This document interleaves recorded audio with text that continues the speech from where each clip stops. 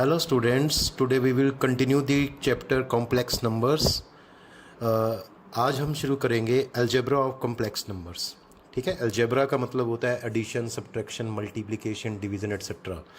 तो first part है addition of complex number. Suppose करते हैं हमारे पास टू कॉम्प्लेक्स नंबर्स हैं. One is Z1 equal to A1 plus iota B1 and Z2 equal to A2 plus iota B2.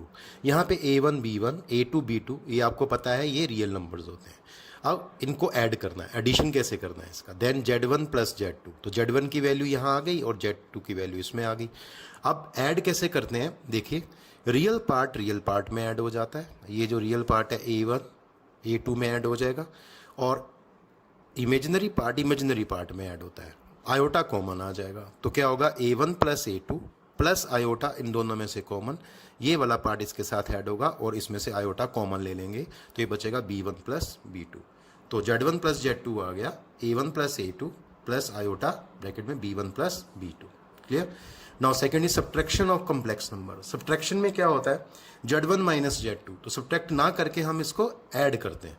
तो Z1 plus और ये जो माइनस है ये Z2 के साथ आ जाएगा. ठीक है, तो एक्चुअली ऐड करते हैं इसको. तो क्या होगा, Z1 की वैल्यू यहाँ आ गई और जैसे ही मैंने Z2, ये जो Z2 है इसको माइनस से इंटू किया तो ये minus A2 minus iota B2 हो गया. तो जैसे हमने यहाँ पे ऐड किया ऐसे यहाँ पे भी ऐड करेंगे. तो होगा क्या, जब ये दोनों ऐड करेंगे तो A1 माइनस A2 आ जाएगा और इन दोनों में से आयोटा कॉमन आ जाएगा. तो ये क्या आ गया, B1 माइनस B2 आ गया. कुल मिला के कहने का मतलब है दोनों में कॉरस्पॉन्डिंग टर्म्स ऐड हो जाएंगी. जो कॉरस्पॉन्डिंग पार्ट्स है, रियल पार्ट में ऐड होगा और इमेजिनरी पार्ट में ऐड होगा. ठीक है, एग्जाम्पल देखते हैं इसका.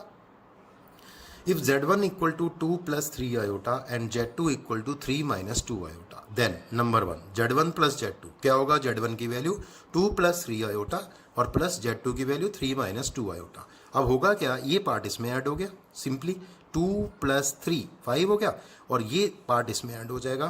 तो 3 आयोटा माइनस 2 आयोटा क्या आएगा, प्लस आयोटा. तो सिंपली ये आंसर बन गया. ठीक है, Z1 प्लस Z2 आ गया, 5 प्लस आयोटा के इक्वल आ गया. Now Z1 minus Z2.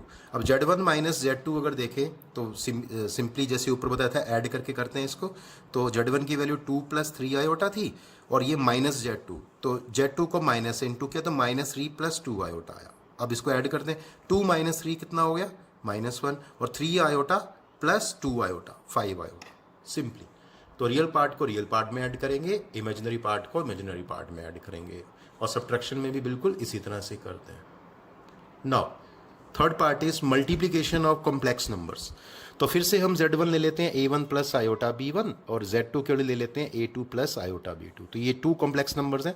अब इसका हमने मल्टीप्लिकेशन करना है. तो Z1 इंटू Z2 तो क्या आएगा, A1 plus iota B2 A2 plus iota B2, ये मल्टीप्लाई होगा. अब जैसे नॉर्मल हम मल्टीप्लिकेशन करते हैं बिल्कुल वैसे ही होगा. जैसे A1 को मल्टीप्लाई कर दिया A2 से तो A1 A2 हो गया और A1 को मल्टीप्लाई कर दिया आयोटा B2 से तो क्या आ गया, आयोटा A1 B2. ठीक है, आयोटा A1 B2. या आप इसको मल्टीप्लाई कर सकते हैं इसके साथ, तो ये क्या आ गया, आयोटा B1 A2 और उसके बाद लास्ट टर्म आ गई आपके पास, इसको इससे मल्टीप्लाई करेंगे तो आयोटा स्क्वायर B1 B2. कुल मिला के कहने का मतलब ये है, आप इसको कैसे भी मल्टीप्लाई कर लीजिए, चाहे A1 को पूरे से मल्टीप्लाई कर लो चाहे A2 को पूरे से मल्टीप्लाई कर लो. ठीक है, यहाँ पे क्या है, A2 को मल्टीप्लाई पहले किया गया है इसमें. तो क्या है, A1 A2 plus iota B1 A2, फिर हमने आयोटा B2 से इंटू किया तो आयोटा A1 B2 और ये दोनों जब मल्टीप्लाई होंगे तो आयोटा स्क्वायर B1 B2 आएगा. ठीक है जी. अब इसको देखते हैं, इसमें आयोटा स्क्वायर की वैल्यू क्या होती है, -1, तो ये हमने यहाँ पे पुट कर दी तो ये माइनस B1 B2 हो गया. इन दोनों टर्म में से हमने आयोटा कॉमन निकाल लिया क्योंकि सिमिलर टर्म्स है, सिमिलर टर्म्स ऐड हो जाएंगी. तो यहाँ आएगा A1 B2, ये टर्म पहले लिखी है, और प्लस B1 A2 या A2 B1 एक ही बात है. ये टर्म इसमें ऐड कर देंगे क्योंकि ये सिमिलर टर्म्स है, इसमें आयोटा नहीं है. तो आपका जो फाइनल आंसर होगा Z1 Z2 क्या होगा, A1 A2 minus B1 B2, ये कंबाइन हो गया, ये रियल पार्ट हो गया इसका, plus iota times A1 B2 plus A2 B1. तो आप क्या देख पा रहे हैं, A1 A2 B1 B2 सब रियल थे तो ये पूरा रियल नंबर हो गया. और अगर मैं इसको x बोल देता हूँ थोड़ी देर के लिए और ये A1 B2 plus A2 B1 ये भी पूरा रियल नंबर होगा एक मिलके, तो इसको मैंने y कह दिया. तो आप क्या देख पा रहे हैं, Z1 Z2 भी क्या आ गया, x प्लस आयोटा वाई। तो इट मीन्स अगर हम टू कॉम्प्लेक्स नंबर्स को मल्टीप्लाई करते हैं तो आंसर भी एक कॉम्प्लेक्स नंबर ही आता है, x प्लस आयोटा वाई। और लास्ट टाइम हमने देखा था एडिशन और सब्ट्रैक्शन में भी अगर टू कॉम्प्लेक्स नंबर्स को ऐड करते हैं या सब्ट्रैक्ट करते हैं तो भी आंसर एक कॉम्प्लेक्स नंबर ही आएगा। एग्जाम्पल देखते हैं मल्टीप्लीकेशन का। Z1 है 3 प्लस 2 आयोटा और Z2 है 2 minus 3 iota. Then Z1 Z2, तो Z1 की value 3 plus 2 iota into Z2 की value 2 minus 3 iota. Simply multiply करते हैं, 3 इंटू 2 6, 3 इंटू माइनस 3 आयोटा, ठीक है, तो कितना हो गया -9 आयोटा। फिर 2 आयोटा इंटू 2 प्लस 4 आयोटा और -2 आयोटा इंटू -3 आयोटा कितना हो गया, -6 आयोटा स्क्वायर। आयोटा स्क्वायर की वैल्यू हमेशा आपको बताया है अगर आयोटा की पावर 1 से ज़्यादा है तो आप उसकी वैल्यू यहाँ पुट करेंगे या सिंप्लीफाई करेंगे।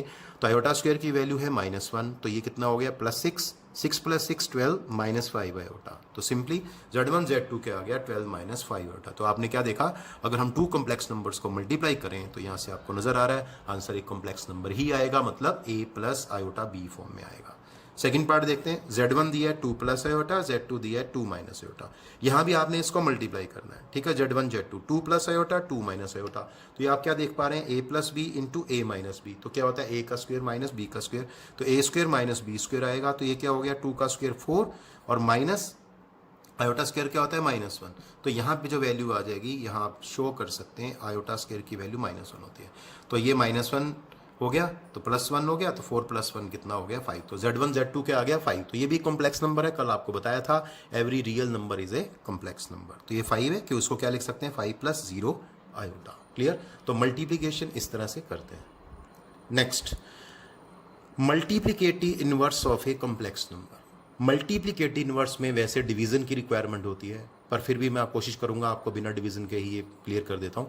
The multiplicative inverse of a complex number z is denoted by z inverse और 1/z। ठीक है, तो मल्टीप्लिकेटिव इनवर्स जो होता है कॉम्प्लेक्स नंबर का वो z की पावर -1 और 1/z होता है। तो इसका तो सिंपल सा फॉर्मूला है कि अगर आपको कोई कॉम्प्लेक्स नंबर दिया तो उसका क्या कर देंगे, रेसिप्रोकल ले लेंगे। Find the multiplicative inverse of z = 3 - 2 iota. तो इसका एक क्वेश्चन देखते हैं। तो मल्टीप्लिकेटिव इनवर्स किसका निकालना है, z का। तो z का क्या होता है 1/z। लेकिन कुछ बच्चे यहाँ मिस्टेक करते हैं, वो जब एग्जाम में क्वेश्चन आता है ये, तो वो सिर्फ इतना ही लिखते हैं, कितना z = 1/z। तो ये गलत हो जाएगा।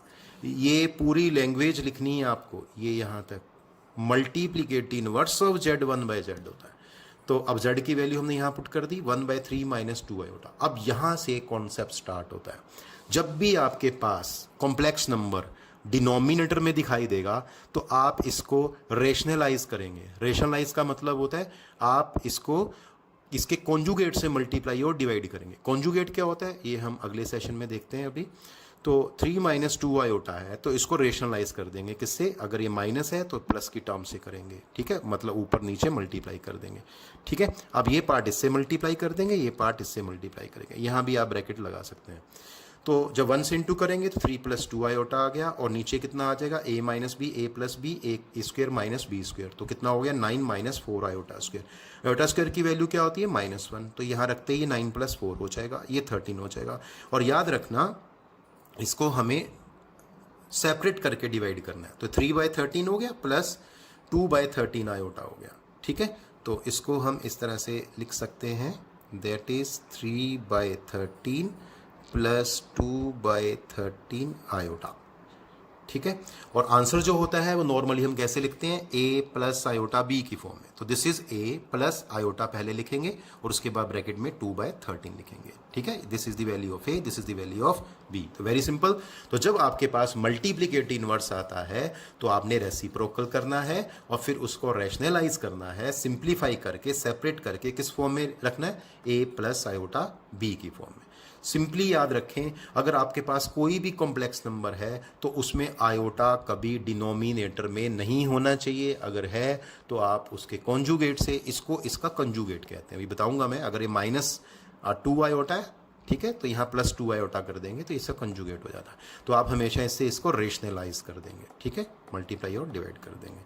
यहाँ एक स्टेप मैंने लिखा है, मैं ऊपर बता चुका हूँ वैसे ही, multiplicative inverse of a complex number. लेकिन याद रखना multiplicative inverse non zero complex number का ही फाइंड होता है। क्यों? अगर वो 0 होगा तो 1/0 अनडिफाइन हो जाएगा, ठीक है।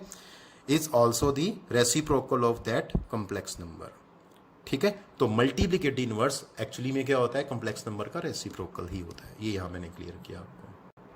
अब लेते हैं लास्ट पार्ट है इसका। तो लास्ट पार्ट हमारे पास आ गया, that is the fourth part, and that is division of complex numbers. अब डिवीजन कैसे करते हैं? तो देखिए, Z1 वही है A1 प्लस आयोटा B1, और Z2 मैंने ले लिया A2 प्लस आयोटा B2। लेकिन ध्यान रहे, ये जो कॉम्प्लेक्स नंबर है ये 0 नहीं होना चाहिए। क्यों? Z1 बाई Z2 तभी डिफाइन होगा जब ये Z2 0 नहीं है, ठीक है। तो सपोज कर लेते हैं 0 नहीं है, तो ये क्या आ गया? Z1 by Z2 A1 plus iota B1, और ये क्या आ गया? A2 plus iota B2। अब आपको याद रखना है कि ये जो नीचे वाला पार्ट है इसमें आयोटा मुझे नहीं चाहिए। अब इस आयोटा को यहाँ से एलिमिनेट करने के लिए हम इसको रैशनलाइज करेंगे इसके कॉन्जुगेट से। कॉन्जुगेट मतलब अगर यहाँ प्लस है तो यहाँ माइनस करके आप ऊपर नीचे मल्टीप्लाई कर देंगे, ठीक है। तो ये हमने इसकी वैल्यू पुट की और साथ ही इसको रैशनलाइज कर दिया। ये टर्म इससे इनटू कर देंगे, ये टर्म इससे इनटू कर देंगे। नॉर्मली जैसे करते हैं मल्टीप्लाई, A1 A2 माइनस इसको इससे मल्टीप्लाई किया, माइनस आयोटा यहाँ से आएगा A1 B2, फिर ये इससे मल्टीप्लाई होगा, आयोटा यहां से आएगा आयोटा A2 B1, ठीक है। ये टर्म इससे इंटू होगी आयोटा A2 B1, और ये टर्म इससे इंटू होगी minus iota square B1 B2। Iota square की वैल्यू क्या होती है? -1। जैसे ही मैं यहां पुट करूंगा ये प्लस हो जाएगा। इन दोनों टर्म में से मैंने प्लस आयोटा कॉमन निकाल लिया, ये तो यहां क्या आएगा? A2 B1 और माइनस A1 B2, ठीक है। याद रखना है मैंने प्लस लिया है जानबूझ के, बताऊंगा अभी क्यों। अब इसके बाद क्या होगा? ये टर्म सिमिलर है इसके जैसे, इसके साथ आ जाएगी, ये रियल नंबर्स हैं दोनों, तो A1 A2 plus B1 B2, और ये टर्म तो हमने पहले ही बना ली है, प्लस आयोटा वाली, plus iota bracket A2 B1 minus A1 B2, ठीक है। तो अब इसको हम सेपरेट करने वाले हैं, क्योंकि लास्ट क्वेश्चन में भी बताया गया था आपको अगर नीचे कोई टर्म आती है तो आप इसको सेपरेट करके अलग कर देंगे इसको। तो यहाँ से देखिए, जैसे ही मैं इसको सेपरेट करूंगा तो ये आएगा A1 A2 plus B1 B2 over A2 का स्क्वायर प्लस B2 का स्क्वायर, प्लस आयोटा रहेगा, और ये A2 B1 minus A1 B2, और नीचे A2 का स्क्वायर प्लस B2 का स्क्वायर रहेगा। अब मैं ऐसा क्यों कर रहा हूँ? देखिए, इसको मैं x कह देता हूँ और इसको मैं y कह देता हूँ। तो आप क्या देख पा रहे हैं? This is x plus iota y। तो आपने क्या देखा? इसमें एक चीज़ का आपको ध्यान रखना होगा, यहाँ पे ये Z1 Z2 नहीं है, यहाँ पे Z1 बाई Z2 है, ठीक है। दिस इज दी डिवीजन, तो Z1 बाई Z2, ठीक है, इक्वल टू दिस वन। तो ये आएगा आपके पास, क्लियर। तो आपने देखा कि Z1 बाई Z2 अगर हम फाइंड करते हैं इनका डिवीजन तो वो भी एक कॉम्प्लेक्स नंबर आता है, क्योंकि आंसर कैसा है? x plus iota y। तो ठीक, तो सब्ट्रैक्शन करें, मल्टीप्लिकेशन करें, ठीक है, डिवीजन करें या एडिशन करें, तो आंसर हमेशा एक कॉम्प्लेक्स नंबर ही आने वाला है। और एक चीज़ का और ध्यान रखना, मैंने नीचे लिख दिया, Z1 बाई Z2 जब भी करेंगे तो Z2 की वैल्यू 0 नहीं होनी चाहिए। चलिए एग्जाम्पल लेते हैं इसका एक। If Z1 equal to 2 plus 3 iota and Z2 equal to 1 plus 2 iota, then Z1 by Z2 क्या होगा? ठीक है, तो 2 प्लस 3 आयोटा Z1 की वैल्यू और Z2 की वैल्यू 1 प्लस 2 आयोटा। अब आपको पता है यहाँ पे आयोटा की टर्म है, मुझे नहीं चाहिए, इसलिए मुझे रैशनलाइज करना है इसके कॉन्जुगेट से। तो 1 प्लस 2 आयोटा कॉन्जुगेट क्या होता है? 1 माइनस 2 आयोटा। तो इसको ऊपर नीचे मल्टीप्लाई कर देंगे, इसको फिर मल्टीप्लाई कर लेते हैं, इसको इसके साथ, इसको जैसे मैंने यहाँ बताया था सेम प्रोसीजर यहाँ होगा। तो ये क्या आएगा? 2 माइनस 4 आयोटा, यहाँ से आएगा plus 3 iota minus 6 iota square. Iota square की वैल्यू क्या होती है? -1, तो ये +6 हो जाएगा। ये दोनों ऐड करेंगे तो यहाँ पे माइनस आयोटा आएगा। 6 प्लस 2 कितना हो गया? 8 माइनस आयोटा, और 4 प्लस 1 क्या हो गया? 5, क्योंकि आयोटा स्क्वायर की वैल्यू हमने -1 डाली है। अब इसको हम सेपरेट कर देंगे तो 8/5, और यहाँ पे प्लस आयोटा लिखना है, और इसका कॉफिशिएंट क्या होगा? -1/5। तो आप देख पा रहे हैं कि मेरा जो आंसर है वो कैसा बना? a plus iota b। तो आपको बोला था Z1 Z2 जब भी आप निकालेंगे तो आंसर एक कॉम्प्लेक्स नंबर ही आएगा, a प्लस आयोटा b की फॉर्म में आएगा।